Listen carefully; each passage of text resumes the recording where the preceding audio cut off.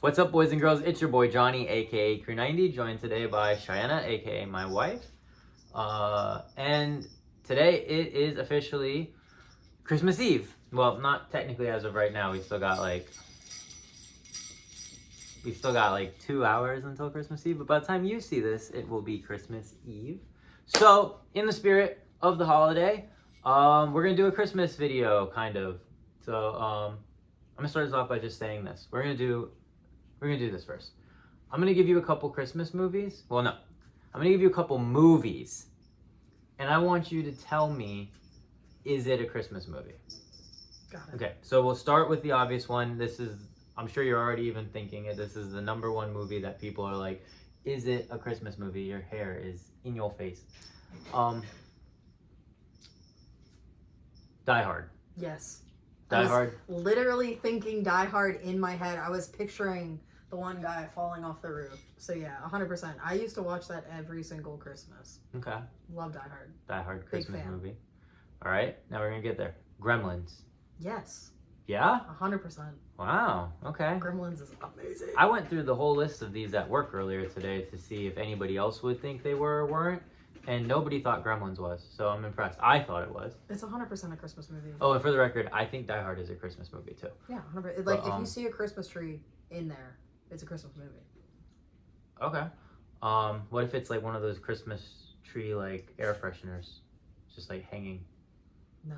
What if Because it's it's a tree. It's not a Christmas tree. Christmas trees have stuff on them. what if I put stuff on the air freshener? Then it's Christmas. Okay. Lethal Weapon. One of them took place during Christmas time.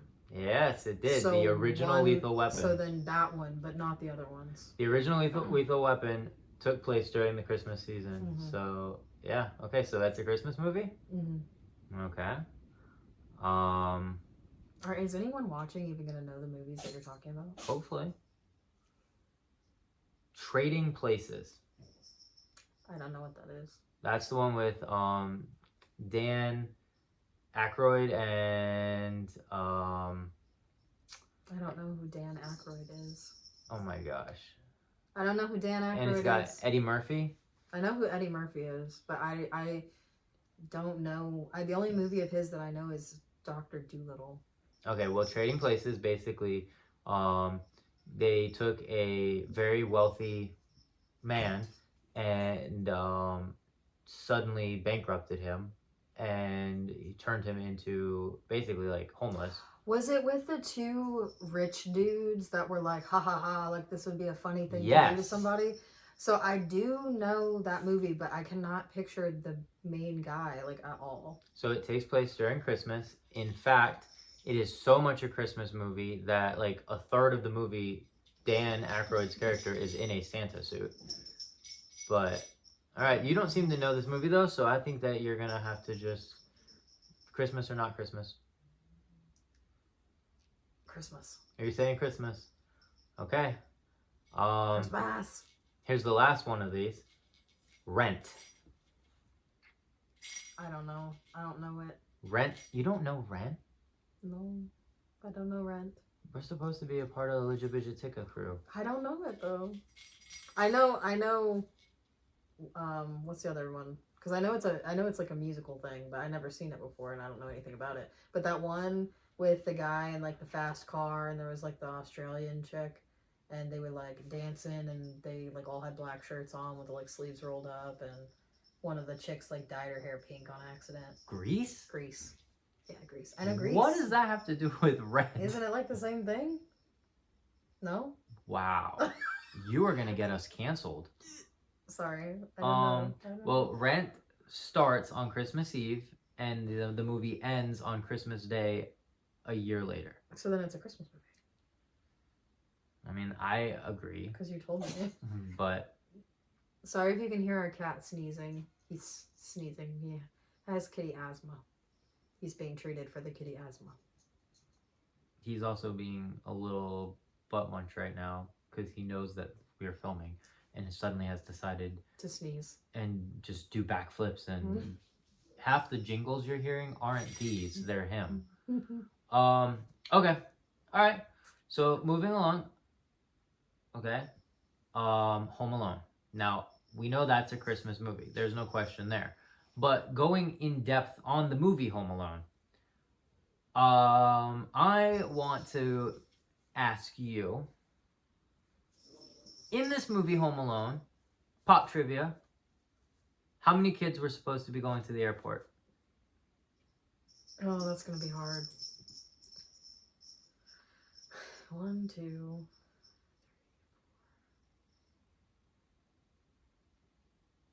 6, including the main kid? No, there's more than that. There was supposed to be 11. 11. But the neighbor kid Slipped in instead of him. Yeah, I remember that part. Do you know what the breakdown was? Mm-mm. So the McAllisters had 4, and then Uncle Frank and I think it was Aunt Leslie, sounds right. They had 5, and then Heather was the family who was already in Paris that they were flying to. She was their kid, although that's only 10. So I think actually Uncle Frank and Aunt Leslie maybe had 6 kids. You know way more about this than I do. But there was 11 kids in the beginning, because when they were doing the count, they get to 11 and then they're like all good. The booby traps. What was the first booby trap that we see in the movie? That's hard. First booby trap. Was it when he put the hot thing on the door? It's close. The ice on the Ice on the stairs. ice on the stairs. What was the second booby trap of the movie? The hot thing on the doorknob? That's close. I don't know. BB gun through the mail slot. He hits Merv in the forehead and Harry in the balls. And then the third booby trap, what is it? You've said it twice now. Oh, the hot thing on the door. Yeah. What was the name of the movie that Kevin is watching? Oh, I don't know. I just know that it's Italian mobsters yelling. That's all I know. That's all I remember. If you guys know the name of it, don't go Googling it. Comment it. I'm not going to say what the name of it is. But it's not a real movie. It was made just for this. What's the famous line? Something, you filthy animal? Keep the change, you filthy Keep the animals. change, you filthy animal. Animal, not plural. Animals. Animal. What did Kevin buy from the store? A toothbrush. He did buy a toothbrush. But what else did he buy?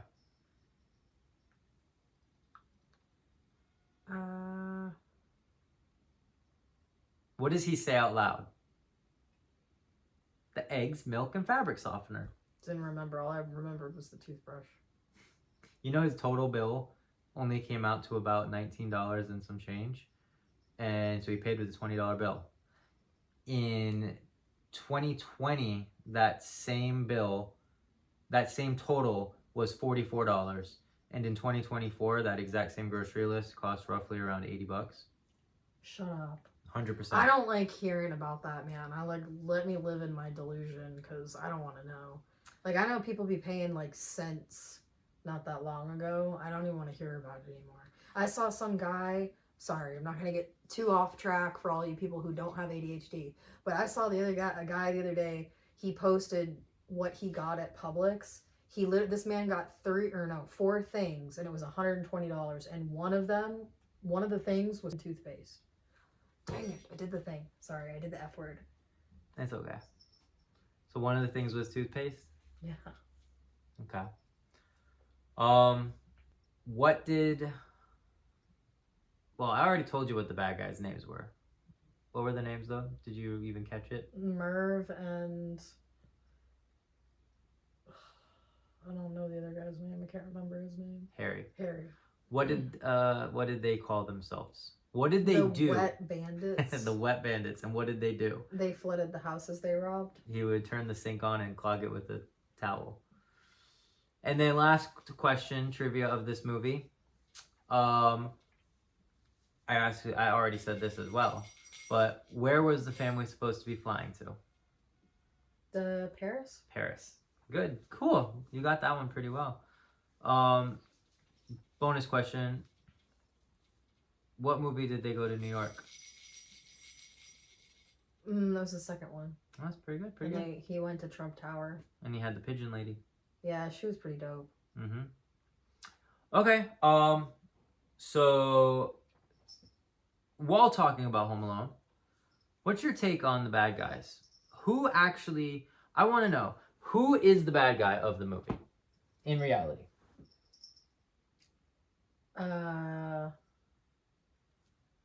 The parents?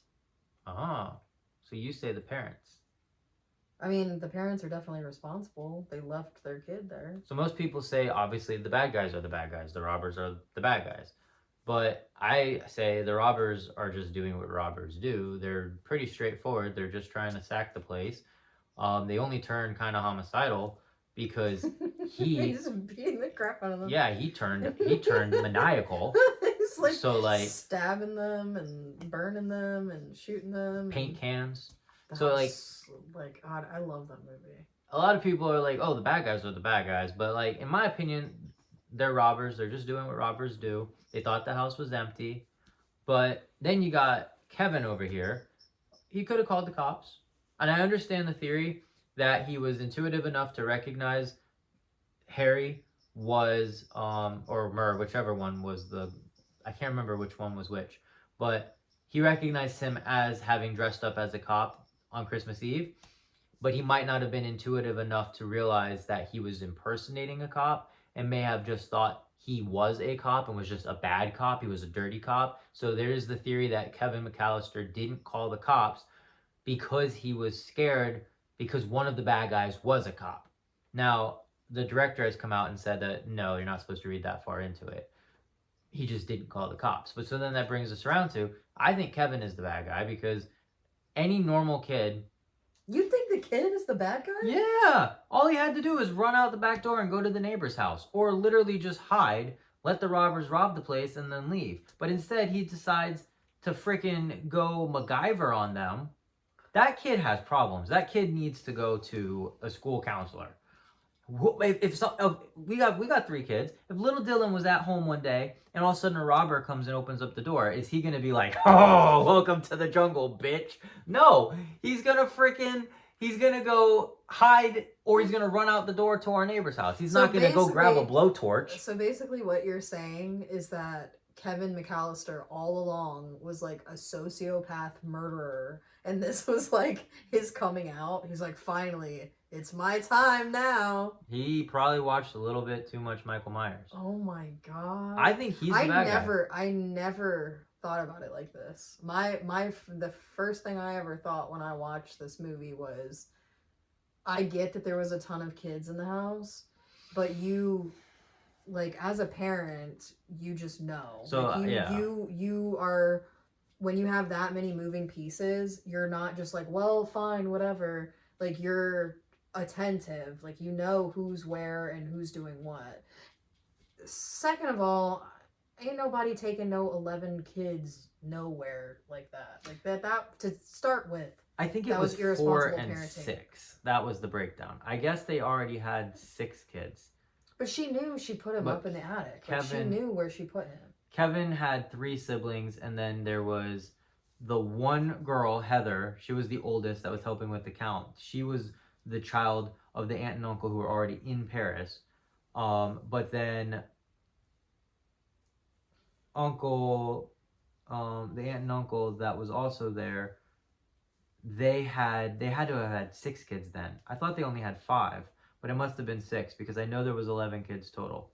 Because she counted herself, the mean red-haired kid or whatever, I think he was red-haired, the one that was, I think his name is Buzz, he was number 6, I believe. But she gets to it and she goes all the way down and gets to 11. But either way, yeah, 11 kids. I thought about that too, because I mean, I would also say the parents, because you know what? There are 11 kids that you're trying to corral, but ultimately, you're not in charge of all of them. You're in charge of yours. Their aunt and uncle are in charge of theirs. And another thing too, he had just gotten in trouble. So like, my first thought would be to go to him and have a one-on-one and be like, hey, you know, we're getting ready to leave. We had a really rough day yesterday. We're not going to be repeating the same thing tomorrow, right? Yeah. Like, you check in with them. See, I think that get on their level. She purposely left him at home, and then he used that as his opportunity to finally let out his homicidal tendencies. I think that they were, and the dad's just trying to enjoy time in Paris that he's worked 40 hours a week for the last 5 years to save up for. I like this. I want to do this with more movies where we like try to figure out what's actually going on. Are you annoyed yet with the sound? Well, you just scared your cat away. All right. Well, so by the time you are watching this, it is Christmas Eve, at least here in the States. For some of y'all, it's already been Christmas Eve because of time zones. You're already out there. Some of you, it won't be Christmas Eve for a little while. We're one of the last time zones, so most likely if you're watching this, it's already Christmas Eve where you're from. But Santa will be making his rounds. He's actually already en route. I learned several years ago. Because of time zones, in some states or some places here in the States, when we haven't even gone to bed yet on the 23rd, he has already begun his deliveries because it's already Christmas Eve in other countries. Like, it's already noon on Christmas Eve some places, and he's already started moving around. So according to the NORAD Santa tracker, he seems to start around 2 p.m. on Christmas Eve, which is roughly like midnight Christmas Eve for us. So right about the time that it turns Christmas Eve, he's starting in another country already. So while we're spending the entire Christmas Eve day, he's already out there dropping packages. I've been looking at this NORAD tracker for a while, you can tell. But we hope that you guys have a very Merry Christmas. For those of you who don't celebrate Christmas, happy Hanukkah. Hanukkah, Kwanzaa, all of the things. I was gonna be a smartass and say like happy what is it, Saturnalia? I don't know what that is. The one that Christmas is based on. Oh. I can't remember what it's called. Oh, I sent you a freaking. Yeah. I sent him a video on this, but I can't remember either. Yeah, the origin and of Christmas. Mythras. That's Mythras. Yeah, all of them. Oh. Happy holidays. Happy all of the Happy things. Yule. Happy Yule. And for those of you who don't celebrate any of it, Happy Wednesday. Oh yeah. Because it'll be a Wednesday. But I got some friends down in Australia, and it's funny because for them, Christmas is summer. So like they're at the beach right now. Really? I didn't know that. That's kind of cool. Emma's at the beach. She says for Christmas over there in Australia, they just have like a surf day.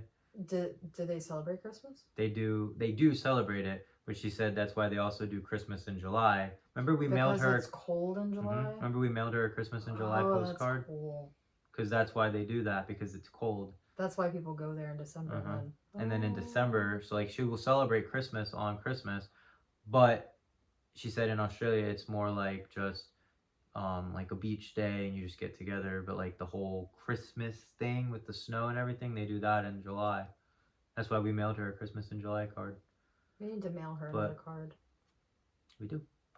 But we hope that you guys have a great holiday. We hope that you stay warm if it's cold, stay cold if it's warm. And get everything that you were hoping for. And hopefully we did better staying on topic. I know it's mostly me that gets off topic, but...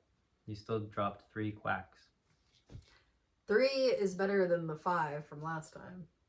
But I like the quacks. I like the quack sound.